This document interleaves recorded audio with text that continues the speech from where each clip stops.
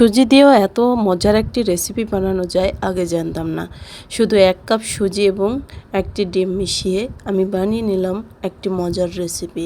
ভিডিওটি দেখতে হলে ফুল ভিডিওর সঙ্গে থাকবেন এবং লাইক, কমেন্ট, শেয়ার করবেন।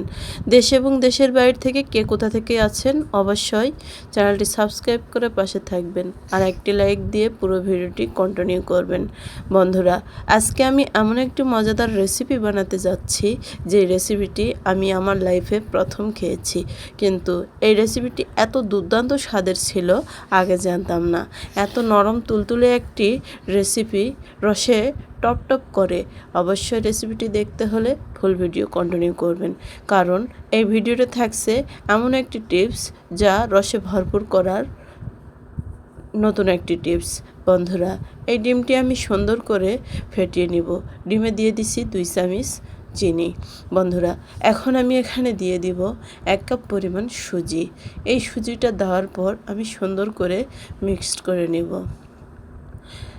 আমার যে সকল বন্ধুরা আমার চ্যানেলটি সাবস্ক্রাইব করেছেন তাদেরকে অসংখ্য ধন্যবাদ, আর যারা এখনও করেননি প্লিজ চ্যানেলটি সাবস্ক্রাইব করে নেবেন আর ভিডিওটি বেশি বেশি শেয়ার করে দিবেন। আপনার একটি লাইক, একটি কমেন্ট এবং একটি শেয়ার আমার চ্যানেলকে সাফল্যের দিকে আগিয়ে নিয়ে যাবে। এভাবে সুজিটি নাড়তে নাড়তে এক পর্যায়ে দেখুন এখন নরম আছে, কিন্তু এই সুজি নাড়তে থাকতে হবে। বেশি বেশি যতই নাড়বেন তত সুজিটা আস্তে আস্তে আঠালো হয়ে আসবে। বন্ধুরা, এই সুজিকে এখন আমি 10 মিনিটের জন্য রেস্টে দিব।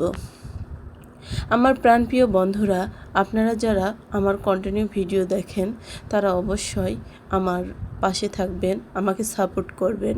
এই যে এখানে রেসিপিটি বানানোর জন্য দুধ গরম করে নিচ্ছি, আর এখানে ক্যারামেল বানাবো, সেই জন্য চিনি দিয়ে প্যানে সুন্দর করে নাড়তে হবে যেন চিনিটি পোড়া না লাগে।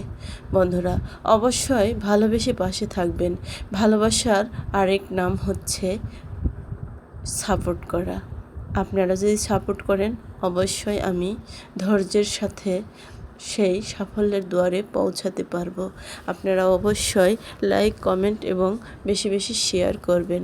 এই রেসিপিটি আজকের জন্য দুর্দান্ত একটি রেসিপি। অবশ্যই রেসিপিটির ফুল ভিডিও সঙ্গে থাকবেন। এভাবে চিনিটি নাড়তে থাকবেন এবং আস্তে আস্তে গলতে শুরু করবে। চিনিতে আপনি একদম পানি দিবেন না। পানি দিলে চিনিটি বেশিক্ষণ সময় লেগে যাবে। আর দেখেন একাতেই কি সুন্দর করে পানি ছাড়তেছে। এভাবে নাড়তে নাড়তেই চিনিটি এক পর্যায়ে একদম গাঢ় একটি ক্যারামেল হয়ে আসবে। দেখুন একটু একটু করে ক্যারামেলের কালার ছাড়তে শুরু করছে। বন্ধুরা, আপনারা অবশ্যই আমার ভিডিওটি ভালো লাগলে ফুল ভিডিও সঙ্গে থাকবেন। আর এই রেসিপিটি বানানোর জন্য আমি যেই পদ্ধতিগুলো অবলম্বন করেছি অবশ্যই আপনারা এই পদ্ধতিগুলো অনুযায়ী করবেন। তাছাড়া এই ইয়াটি বানাতে একদমই অসম্ভব। এরকম সহজ সরল নিত্য নতুন রেসিপি পেতে অবশ্যই চ্যানেলটি সাবস্ক্রাইব করে পাশে থাকবেন। বন্ধুরা, আমি প্রতিদিন একটি করে ভিডিও দিয়ে থাকি, অবশ্যই আমাকে সাপোর্ট করবেন। এই রান্নাটি আমি কোনোদিনও করিনি। যদি রান্নাতে কোনো ভুল হয়ে থাকে অবশ্যই ক্ষমার দৃষ্টিতে দেখবেন, আর আমার ভাষাতে যদি কোনো ভুল ত্রুটি হয়ে থাকে অবশ্যই ক্ষমার দৃষ্টিতে দেখবেন। এই যে ক্যারামেলটি আস্তে আস্তে নাড়তে হবে এবং লো হিটে ক্যারামেলটি তৈরি করে নিতে হবে। দেখুন আস্তে আস্তে ক্যারামেলের কালারটি ছাড়তে শুরু করছে। আর রান্না তো হয়নি, তার আগে আমার ছেলে মেয়ে দুইজনেই খাওয়ার জন্য একদম অস্থির হয়ে পড়েছে।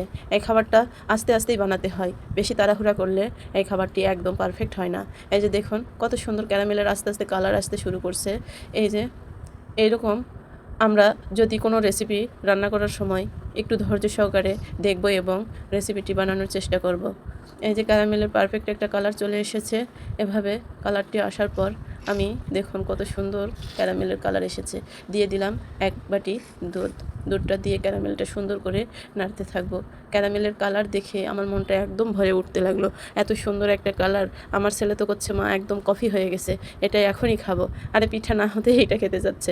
মনটা তো একদম ভরে উঠলো যে এখনই ওর খাওয়ার জন্য মনটা কেমন করছে। কিন্তু দুর্ভাগ্যবশত দেখুন দুধটা আমার একদম ফেটে গিয়েছে। ফেটে যাওয়ার পর একদম ছানা হয়ে গেছে। দেখুন কিসের জন্য যে এমন হলো আমি বুঝতেই পারলাম না।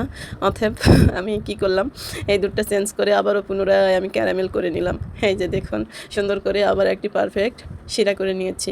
10 মিনিট রেস্টে দেওয়ার পর আমি আবারও ফিরে আসলাম সেই সুজির দর কাছে। এই সুজির দরটা আমি সুন্দর করে একটু মাখিয়ে নিব। দেখুন কত সুন্দর একটি স্মুথ একটা দো হয়ে গিয়েছে।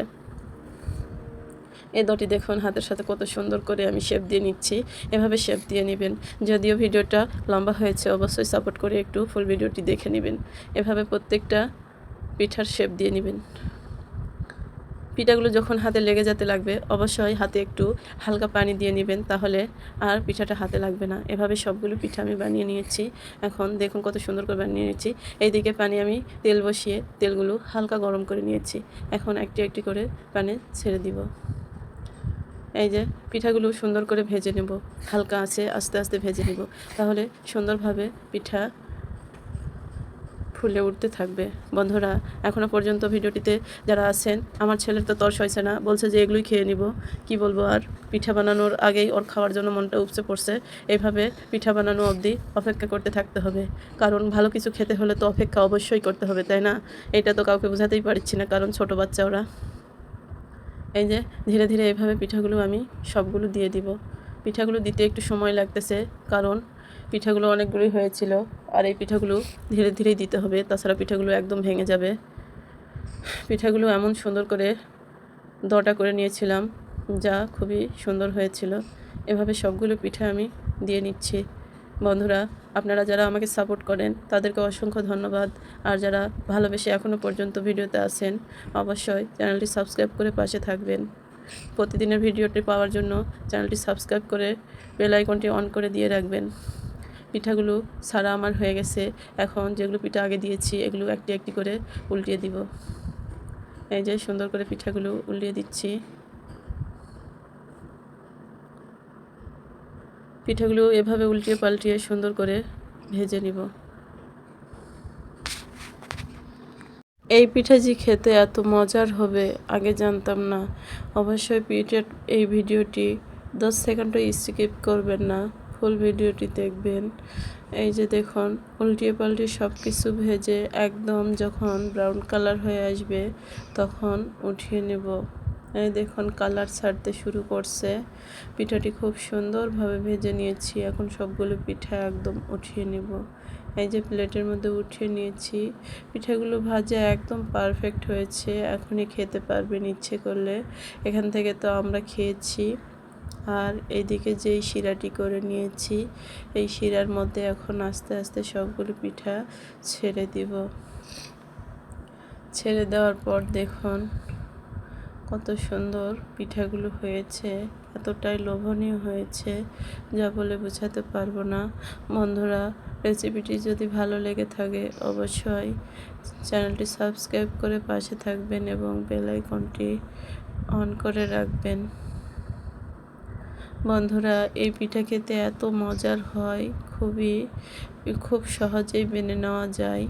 অবশ্যই পিঠাটি বাসায় ট্রাই করবেন এবং সকলকে দেখার সুযোগ করে দিবেন। ভিডিওটি শেয়ার করে দিবেন। এখানেই শেষ করছি, আবার দেখাবে অন্য একটি ভিডিওতে। আসসালামু আলাইকুম।